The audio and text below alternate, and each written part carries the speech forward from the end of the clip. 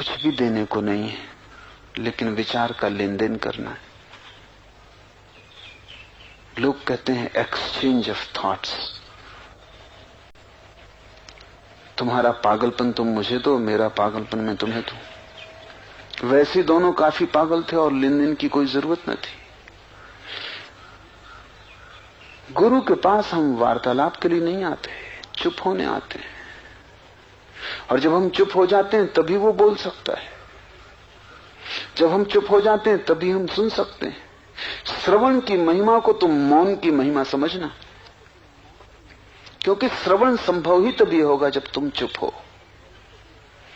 और तुम्हारे चुप होने के लिए तुम्हें थोड़े अभ्यास करने पड़ेंगे। क्या करोगे चुप होने के लिए? कुछ और ज्यादा करना नहीं। कभी दिन में 24 घंटे में जब सुविधा हो, घड़ी भर के लिए शांत होकर बैठ जाओ। भीतर का वार्तालाप चलेगा, तुम उसमें सहयोगी मत बनो। ये सूत्र है। चल रही है चर्चा भीतर, तुम सुनो जैसे कोई दो आदमी बात कर रहे हैं, लेकिन तुम दूर रहो। तुम उसमें बीच में मत पड़ जाओ, तुम उलझो मत। तुम सुनते रहो कि मन का ये कोना मन के दूसरे कोने से बोल रहा है, मैं सुन रहा हूं। जो आए आने दो, न तुम दबाओ, न तुम हटाओ, न तुम रोकने की कोशिश करो, तुम सिर्फ साक्षी रहो। बहुत कुछ कचरा निकलेगा, क्योंकि बहुत कुछ तुम दबाए बैठे हो और मन को कभी खुली छूट नहीं मिली, फुर्सत नहीं मिली। जब फुर्सत दोगे तो मन घोड़ा जैसे लगाम टूट गई ऐसा भागेगा। भागने दो, तुम बैठे देखते रहो। बस उस देखने में ही धीरज, क्योंकि तुम्हारी तबीयत होगी घोड़े पे सवार हो जाओ, तुम्हारी तबीयत होगी लगाम पकड़ लो, तुम्हारी तबीयत होगी घोड़े को बाएं चलाओ कि दाएं चलाओ। पुरानी आदत, उसे तोड़ने के लिए तुम्हें थोड़ा सा धैर्य रखना पड़ेगा कि घोड़े को जाने दो, मन जहां जाए जाने दो, मैं सिर्फ देखूंगा, मैं कोई नियंत्रण न करूंगा। एक शब्द दूसरे शब्द को लाएगा, क्योंकि सब चीजें जुड़ी हैं। एक शब्द उठेगा, 1000 शब्द उठेंगे, क्योंकि कोई भी चीजें असंबंधित नहीं है। फ्रायड ने इस प्रक्रिया का बड़ा उपयोग किया। यह योग की बड़ी पुरानी प्रक्रिया है। फ्रायड को तो शायद पता भी नहीं था, लेकिन उसने पूरे मनोविश्लेषण को इसी के ऊपर आधारित किया, फ्री एसोसिएशन ऑफ थॉट। सब चीजें जुड़ी हैं। एक विचार आता है, उसके कुंदे में फंसा हुआ दूसरा आता है, उसके कुंदे में फंसा तीसरा आता है, एक श्रृंखला बन जाती। एक ट्रेन में मैं सफर कर रहा था, बड़ी भीड़ थी और टिकट चेकर दोनों छिपे, उनको थोड़ा बाहर लाने की जरूरत है। तुम्हारे भीतर सारी श्रृंखला बंधी है, तुम खुद ही हैरान होगे, चकित होगे, कैसे कैसे विचार से कैसे कैसे विचारों का संबंध जुड़ा है, वे कहां से चले आते हैं। तुम भयभीत भी होगे, क्योंकि लगेगा कहीं मैं पागल तो नहीं हो रहा हूं। मगर ये बड़ा अद्भुत प्रयोग है। तुम जो भी हो रहा है होने दो। अगर सुविधा हो तो और भी अच्छा होगा कि तुम जोर से बोलो, ताकि तुम सुन भी सको, क्योंकि मन में तो महीन होती हैं बातें। हो सकता है तुम सचेतन न रह सको। तुम्हारे भीतर जो चल रहा है उसे तुम जोर से बोलो, सुनो भी, और भीतर सजगता भी रखो कि मैं दूर रहूंगा, जो भी हो रहा है उसे बोल दूंगा निष्पक्ष तटस्थ भाव से। गाली आएगी तो गाली, अपशब्द आएगा तो अपशब्द, राम का नाम आएगा तो राम का नाम, ओंकार आएगा तो ओंकार, जो भी आएगा मैं बोल दूंगा और सुनता रहूंगा। अगर तुम 3 महीने सतत 1 घंटा रोज इस साहचर्य से गुजर जाओ, तो तुम धीरे धीरे 3 महीने के बाद शुरू करोगे अनुभव कि अब विचार कम आ रहे हैं, क्योंकि तुम्हारा पुराना जो संरक्षित कोष था वो कम होता जा रहा है।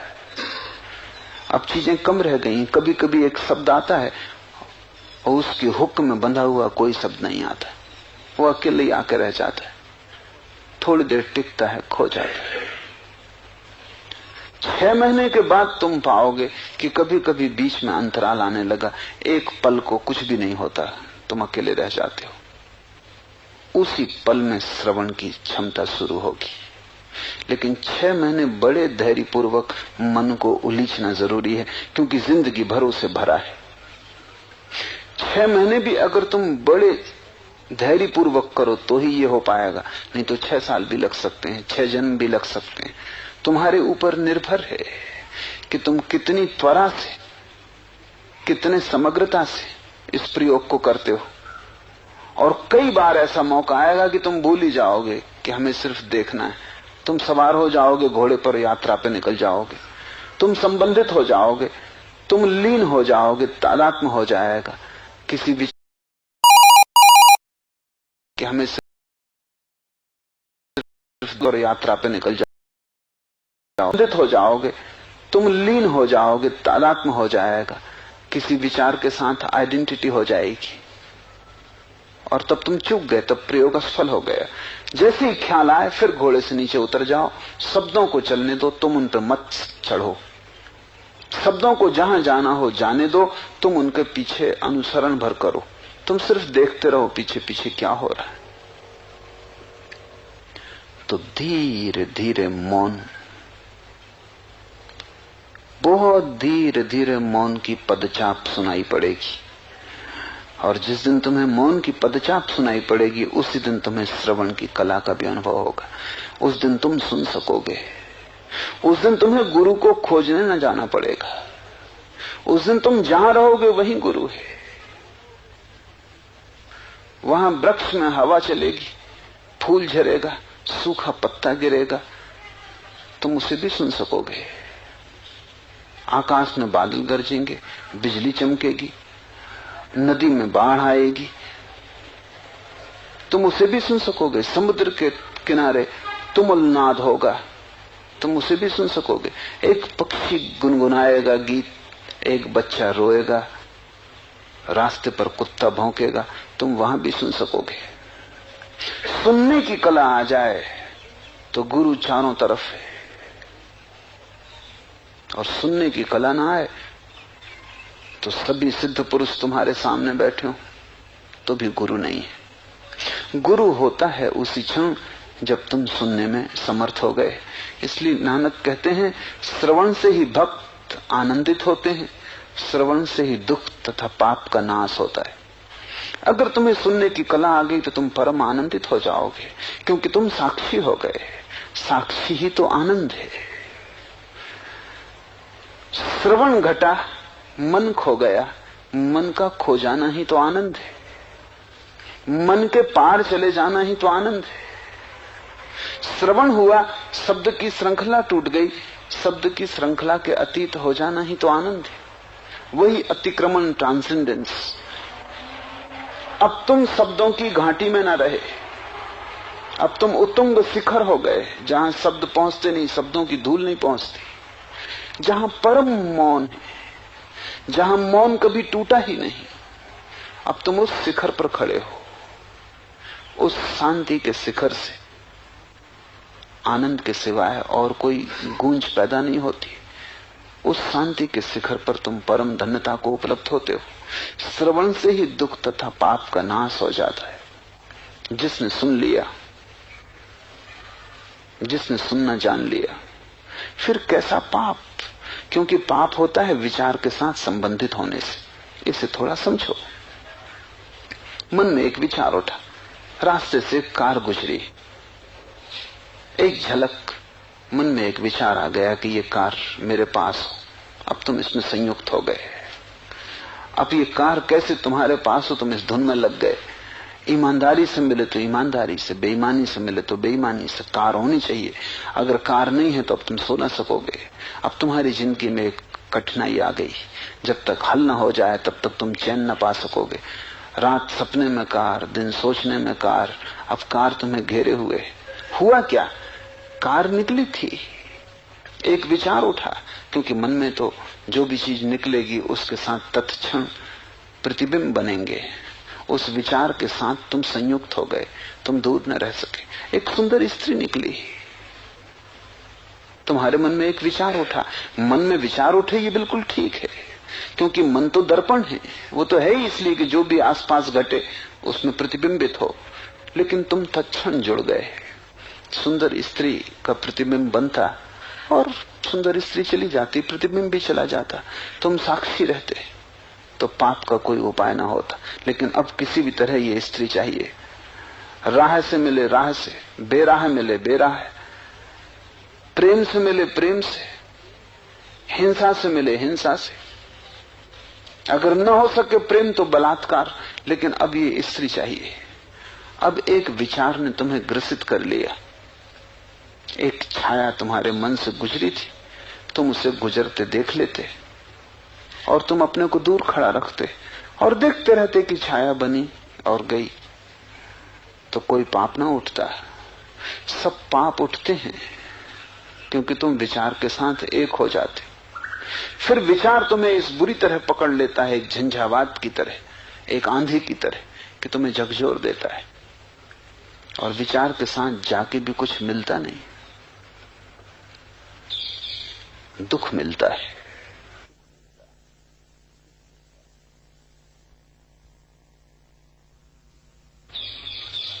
तुमने इतना दुख पाया है वो विचार के साथ जाके पाया है, पर इतना भी तुम्हें होश नहीं है कि तुम देख सको कि सब दुख विचार के साथ जाके पाया है और सब आनंद निर्विचार में घटित होता है। नानक कहते हैं श्रवण से दुख तथा पाप का नाश होता है, क्योंकि पाप का फल है दुख। पाप है बीज, फल है दुख। इधर पाप गया उधर दुख गया। और जब न पाप है और न दुख है, तब तुम जिस अवस्था में हो वही समाधि, वही आनंद है। नानक भक्ता सदा विगास, सुनिए दुख पाप का नाश। सुनने में जो समर्थ हो गया उसके दुख और पाप नष्ट हो गए। और नानक कहते वैसा भगत, वैसा भक्त आनंद को उपलब्ध हो जाता है और उसका आनंद विकसित ही होता चला जाता है। ये विगास शब्द बड़ा महत्वपूर्ण है। इसमें दोनों बातें छिपी हैं, आनंद और निरंतर विकासमान। तो आनंद तो एक फूल है जो खिलता ही चला जाता है। ऐसी कोई घड़ी नहीं आती जब पूरा फूल खिल जाए, खिलता ही चला जाता है, पूरे से भी ज्यादा और पूरा और परिपूर्ण खिलता चला जाता है।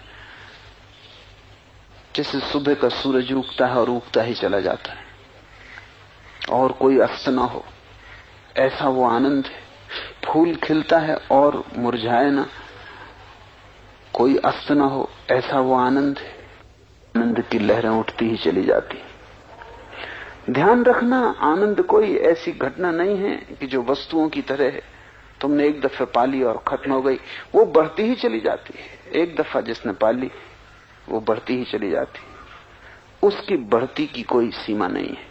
इसलिए तो हम कहते हैं परमात्मा अनंत है, और इसलिए हम कहते हैं परमात्मा आनंद है, क्योंकि आनंद अनंत है। तुम कभी उसे पूरा पा ना पाओगे और हर बार तुम पाओगे कि और बढ़ता जा रहा है, और हर जगह तुम पाओगे कि तुम पूरे तृप्त हो। ये पहेली है और बुद्धि से सोचने पर हल नहीं होती, क्योंकि बुद्धि कहती अगर मिल गया और तृप्ति हो गई तो फिर अब और बढ़ने को क्या बचा। आदमी के पास तो जिसके पास था उसका कुछ कम नहीं होता, तुम्हारा बढ़ जाता है। बंटने से उसका भी बढ़ता है, क्योंकि उतना ही विस्तीर्ण हो जाता है। चुप अगर तुम हो तो तुम्हारे भीतर जगह है। और ध्यान रखना, अस्तित्व शून्यता को पसंद नहीं करता। तुम इधर शून्य हुए और उधर अस्तित्व ने तुम्हें भरा। जैसे नदी में तुम पानी भर लो एक घड़े में, तुम भर भी नहीं पाए कि चारों तरफ से पानी दौड़ के खाली जगह को भर देता है। तुम हवा में से हवा को निकाल लो, चारों तरफ से हवाएं दौड़ कर उसे भर देती हैं। अस्तित्व खाली जगह को पसंद नहीं करता। तुम एक बार खाली होने को राजी भर हो जाओ कि हमेशा ताजी हवाओं से भर दिए जाते हो। तुम इधर खाली हुए उधर भरे, इस कोने से तुम बाहर निकले, उधर से परमात्मा भीतर आया। तुम जब तक अपने से ही भरे हो तब तक खाली रहोगे। जिस दिन खाली हो जाओगे उस दिन उस परम ऊर्जा से भर जाओगे। नानक कहते हैं, जिन के जीवन में पाप है और जिनके मुख से कभी सुंदर शब्द नहीं निकले, शुभ वाणी जिनसे कभी प्रकट नहीं हुई, जिनके ओंठों से सदा अपशब्द निकले, जिनके मस्तिष्क में सदा अभिशाप रहा, ऐसे बुरे लोग भी अगर एक बार सुन लें तो महिमा से भर जाते हैं। श्रवण की छोटी सी झलक भी तुम्हें ताजा कर देती है, नहला देती। नानक पापियों से पाप छोड़ने को नहीं कह रहे हैं, वो कह रहे हैं तुम सिर्फ सुन लो। पाप छूट जाएगा सुनने से। नानक पापियों को सुधरने को नहीं कह रहे हैं कि तुम पहले सुधर जाओ तब तुम सुन पाओगे, तब तो असंभव हो जाएगा, तब तो तुम कभी भी ना पहुंच पाओगे। अगर ये शर्त हो कि पहले जब तक तुम शुद्ध ना हो जाओगे तब तक सुन ना सकोगे, तो तुम कभी सुन ही ना सकोगे, तब तो तुम्हारे जीवन में कोई आशा नहीं। नानक कह रहे हैं तुम सुन लो, पाप की चिंता छोड़ो, बुराई की चिंता छोड़ो। सुनते ही तुम्हारे जीवन में एक नए सूत्र का आविर्भाव होगा, एक नई चिंगारी पड़ेगी जो तुम्हारे सारे पाप को जला देगी। तुम्हारा सारा अतीत राख हो सकता है अगर तुम मौन हो जाओ, क्योंकि है ही क्या पाप। अतीत में भी तुमने किया क्या है? विचार के साथ संयुक्त हो गए थे और फिर विचार को कृत्य बनाने में लग गए थे, यही तो सारा पाप है। आज तुम विचार से अलग हो जाओ, कृत्य टूट जाए, कर्ता खो जाए, अतीत से भी संबंध टूट गया, तब तुम ऐसा पाओगे कि अतीत भी एक स्वप्न था, इससे ज्यादा नहीं। तुमने जन्मों जन्मों में जो किया वो भी कर्ता होने की भ्रांति के कारण हुआ था। आज भ्रांति टूट गई, वो सब कृत्य समाप्त हो गए। नहीं पड़ेगी, क्योंकि लोग सोचते हैं जो जो पाप किए हैं उन पापों के प्रायश्चित में पुण्य करने पड़ेंगे, और जब तक हम पुण्य ना करेंगे तब तक पाप कैसे कटेंगे? जो बुरा किया है उसके ठीक समतौल में तराजू पर भला करना पड़ेगा। हिसाबी किताबी दिमाग के लोग ठीक ही कहते हैं कि अगर एक बुरा कृत्य किया तो एक भला कृत्य करो, तब तो समतौल होगा। अगर ऐसा होना है तो तुम कभी मुक्त ना हो सकोगे, क्योंकि अनंत जन्मों से तुम पाप कर रहे हो। अनंत जन्म तुम्हें लगेंगे पुण्य करने में, और इस बीच भी तुम पाप करने से बचोगे इसका कोई भरोसा है? तब तो ये श्रृंखला टूट ही नहीं सकती, तब तो मोक्ष असंभव है। अनंत जन्मों से किए हुए पाप हैं, इनके अगर एक एक पाप का चुकतारा करना हो, अगर परमात्मा कोई दुकानदार हो या अदालत का कोई मजिस्ट्रेट हो, और अगर इनका एक एक पाप का चुकतारा करना हो तो ये चुकतारा कब पूरा होगा? और इस बीच तुम अगर पुण्य ही पुण्य करते रहो तो चुकतारा अनंत काल में हो पाएगा, लेकिन इस बीच तुमसे आशा है कि तुम पुण्य ही पुण्य करते रहोगे? नहीं, ज्ञानियों ने कुछ और ही बात कही है। ज्ञानी किसी दूसरे ही गणित से चलते हैं। वो कहते हैं पाप का सवाल नहीं है, पाप के मूल का सवाल है। ये वृक्ष खड़ा है सामने, तुम 50 साल से पानी दिए हो इस वृक्ष को, क्या तुम सोचते हो 50 साल लगेंगे पानी वापस निकालने में तब ये वृक्ष मरेगा? जड़ को आज काट दो, ये आज मरना शुरू हो जाए। पत्ते एक एक तोड़ने में शायद 50 साल लगे, फिर भी वृक्ष न टूटे। आओ जड़ है। अगर तुम कर्ता भाव को काट दो, इसी वक्त वृक्ष सूख गया। सारा स्रोत तुम्हारे कर्ता भाव से आ रहा था कि मैं कर रहा हूं। कर्ता भाव को तोड़ने की कला साक्षी, साक्षी यानी श्रवण। इसलिए नानक ऐसी अनूठी महिमा गा रहे हैं। वो कह रहे हैं कि तुम चुप होकर सुन लो, क्योंकि सुनने के क्षण में तुम करता नहीं रहोगे। सुनना पैसिव, अकर्ता का भाव है।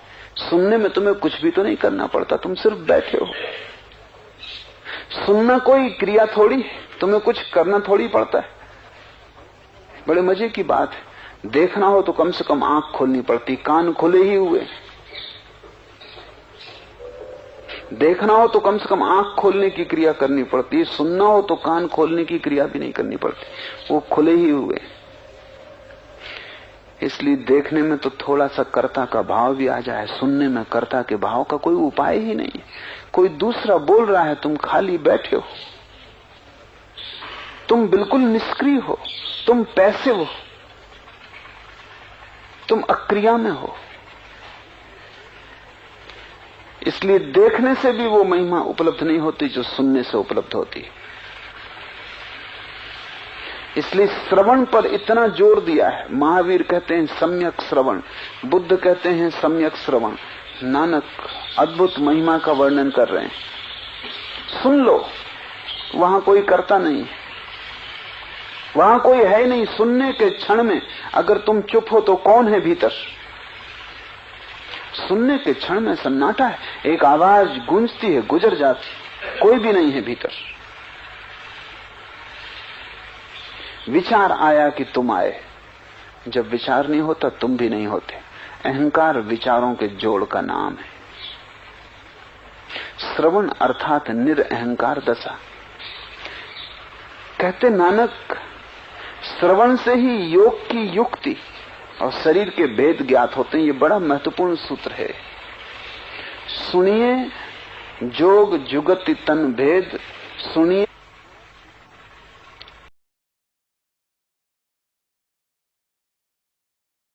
विचार का उत्तर है। श्रवण से ही योग की युक्ति और शरीर के भेद ज्ञात होते हैं। जब तुम शून्य होकर भीतर विराज जाते हो तब तुम्हें अपना ही शरीर भीतर से दिखाई पड़ने लगता है। अभी तुमने अपने शरीर को भी बाहर से देखा है तो चमड़ी दिखाई पड़ती। जब तुम अपने शरीर को भीतर से देखोगे तो नाड़ियों का विराट जाल दिखाई पड़ेगा। एक अनूठा अनुभव होता है जब पहली दफा शरीर भीतर से दिखाई पड़ता है। तुम तो अभी ऐसे हो जैसे अपने ही मकान को चारों तरफ से देखा है, भीतर गए नहीं, बाहर बाहर घूम रहे हो तो मकान के बाहर का पलस्तर दिखाई पड़ता है, बस वही तुम्हारा अनुभव है। जब तुम भीतर जाओगे, जैसा राजमहल में बैठे हुए आदमी को महल भीतर से दिखाई पड़ता है, भीतर का साज श्रृंगार, भीतर की सजावट, वैसे ही तुम जब शांत होकर अपने भीतर बैठ जाते हो, जब मन उलझन खड़ी नहीं करता, क्योंकि मन सदा बाहर ले जाता है। जैसे ही तुम मन के साथ बंधे कि तुम बाहर गए, मन बाहर जाने का द्वार है। सोचोगे क्या? जो भी सोचोगे बाहर होगा। धन होगा, स्त्री होगी, मकान होगा, कार होगी, इज्जत होगी, पद प्रतिष्ठा, जो भी सोचोगे बाहर होगा। विचार के सभी ऑब्जेक्ट, विषय वस्तुएं बाहर हैं। तुम सोचोगे क्या? बाहर के कुछ सोचोगे। जैसे तुम निर्विचार हुए, बाहर जाना बंद हुआ, ऊर्जा भीतर ठहर गई, तुम अपने सिंहासन पर बैठे और पहली दफे तुम्हें शरीर भीतर से दिखाई पड़ना शुरू हुआ। तब तुम पाओगे ये शरीर छोटा नहीं है, छोटा दिखाई पड़ता है। इसलिए तो हिंदू कहते हैं अंड में ब्रह्मांड समाया। इस छोटे से शरीर में मिनिएचर समस्त ब्रह्मांड छिपा हुआ है। ये छोटा सा शरीर जैसे सारे ब्रह्मांड की छोटी सी अनुकृति है। जो कुछ सारे जगत में है वो सब इस छोटे से शरीर में, छोटे परिमाण में, एक मॉडल, जिसे कोई ताजमहल का मॉडल बनाता है, सब बिल्कुल ताजमहल जैसा पर छोटी आकृति। ऐसा ही प्रत्येक जीवन समस्त अस्तित्व की छोटी आकृति है। नानक कहते हैं जो चुप हो गया, मौन हो गया, जिसने श्रवण की कला सीख ली और जो अपने ही भीतर अपने शरीर को भी सुनने लगा, उसे शरीर के भेद, योग की युक्ति सब ज्ञात हो जाती। पतंजलि ने जो भी योग शास्त्र में लिखा है वो किसी दूसरों की शरीर की जांच से नहीं, अपने ही शरीर के भीतर के अनुभव से लिखा है, और वे वचन अभी भी 100% सही है, कोई अंतर नहीं पड़ा। योग ने जितनी विधियां खोजी हैं वो अपने ही शरीर के अनुभव से खोजी। अगर तुम शांत होकर बैठोगे तो कुछ उदाहरण के लिए तुम्हें कहूं, जैसे तुम शांत हो, विचार बंद हुए, श्वास की गति बदल जाती, विचार चले, श्वास की गति बदल जाती। जब तुम शांत होकर बैठोगे, अगर तुमने पहचान लिया कि श्वास की गति बदली, अब कैसी गति है श्वास की, जब भी तुम शांत होना चाहो श्वास की वही गति कर लो, तुम तत्क्षण शांत हो जाओगे। तुम्हें एक रहस्य पता चल गया, तुम्हें एक कुंजी हाथ में आ गई। जब तुम बिल्कुल शांत होकर बैठे तब तुम देखो कि तुम्हारी रीढ़ की क्या स्थिति है। जब तुम शांत होकर बैठोगे तुम पाओगे रीढ़ अपने आप 90 का कोण बना लेती जमीन से। स्वस्थ आदमी हो, बूढ़ा ना हो, बीमार ना हो, तो जैसे ही शांत होगा रीढ़ 90 का कोण बना लेगी। तुम्हें एक कुंजी हाथ आ गई, जब भी तुम शांत होना चाहो रीढ़ को 90 का कोण बना दो जमीन से। ऐसे धीरे धीरे योगी अनुभव करता है क्या उसके भीतर हो रहा है। जैसे तुम शांत होकर बैठोगे तुम पाओगे जितने तुम शांत होते हो तुम्हारी रीढ़ से कोई ऊर्जा ऊपर की तरफ उठनी शुरू हो जाती। तुम उसे प्रत्यक्ष देखोगे, अनुभव करोगे। एक उष्ण ताप तुम्हारी रीढ़ में दौड़ने लगेगा, तरंगे विद्युत की तुम्हारी रीढ़ में उठने लगेंगी जिनका तुमने कभी अनुभव नहीं किया था। और जैसे वो तरंगे ऊपर जाएंगी वैसे वैसे तुम आह्लादित पाओगे। जैसे जैसे वो तरंगे ऊपर उठेंगी वैसे वैसे तुम्हारा दुख, उदासी कम और आनंद का भाव बढ़ने लगेगा। जैसे जैसे ऊंचाई बढ़ेगी तरंगों की वैसे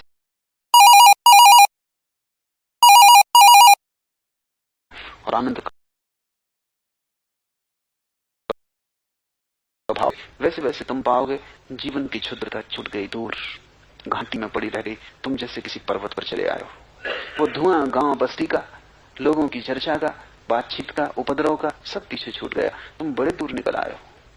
इसलिए तो हमने रीढ़ को मेरुदंड कहा। मेरु पर्वत का नाम है जो स्वर्ग में। और जब कोई व्यक्ति इस छोटे से मेरुदंड की आखिरी ऊंचाई पर पहुंच जाता है तो वो वही ऊंचाई है जो मेरु पर्वत की है स्वर्ग में। उस ऊंचाई और इस ऊंचाई में कोई फर्क नहीं। और जो आखिरी शिखर है जहां हिंदू शिखा रखते हैं, जो 7वां द्वार है जहां से ऊर्जा अनंत में मिलती है, जब तुम्हारी तरंगें वहां से विकीर्ण होने लगेंगी ब्रह्मचर्य उपलब्ध हो जाएगा। तब तुम्हें ब्रह्मचर्य के लिए कुछ भी करना नहीं पड़ेगा। और जब भी तुम्हें वासना पकड़े तो वासना को दबाने की कोई जरूरत न रह जाएगी। तुम बस रीढ़ को सीधा करके उन तरंगों को ऊपर जाने दो। तो जो ऊर्जा वासना से बहती थी वही ऊर्जा ब्रह्मचर्य बन जाएगी। ऊर्जा तो वही है, एनर्जी वही है। पहले द्वार से निकलती है तो प्रकृति में चली जाती है, साथ में द्वार से निकलती है तो परमात्मा में चली जाती है। ऐसे जो व्यक्ति चुप होकर बैठने की कला सीख लेगा उसे उसका ही शरीर हजार हजार अनुभव दे देगा। अपने ही शरीर से तुम सारे योग शास्त्र को जान सकते हो। पतंजलि को पढ़ने की जरूरत नहीं।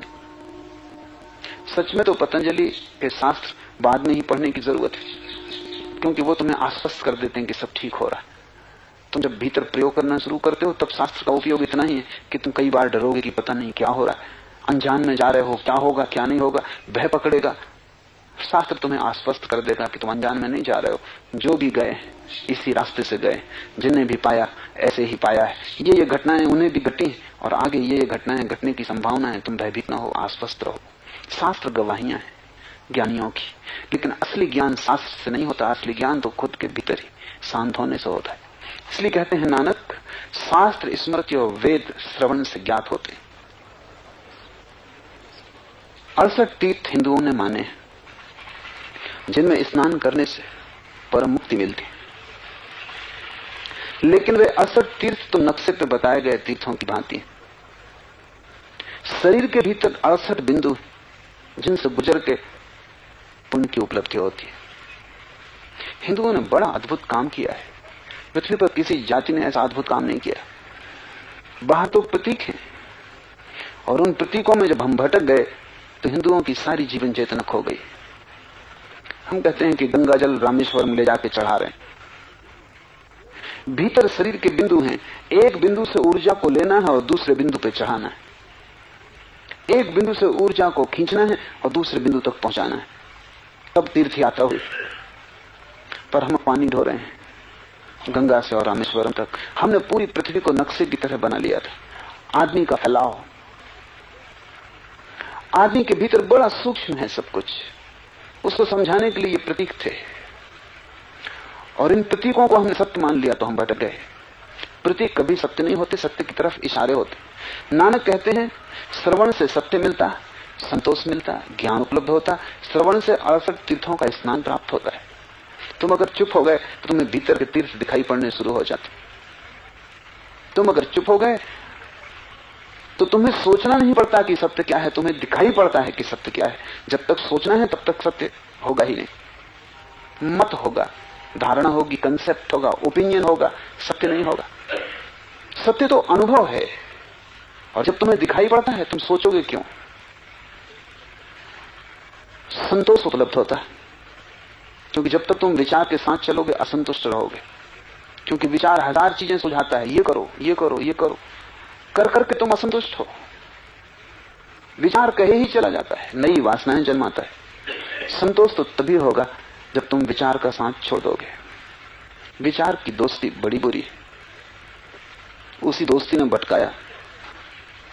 अगर कोई कुसंग है जगत में तो विचार का। अगर किसी का संग साथ छोड़ देना है तो विचार का। उपयोग करो उसका, संग साथ की कोई जरूरत नहीं। उपयोग करो तो बहुत शुभ है, उसकी मान के चलने लगो तो सब उपद्रव है। विचार शराब की तरह है, उसकी मान के चले कि भटकाएगा। और तब तुम्हें जीवन में कुछ भी सूझे न सूझेगा कि क्या करें और क्या न करें। मुल्ला नसरुद्दीन एक रात ज्यादा पी गया, घर आने की हिम्मत न रही। जो भी ज्यादा पी जाए उसकी घर आने की हिम्मत कम हो जाती, जवाब देना पड़ेगा।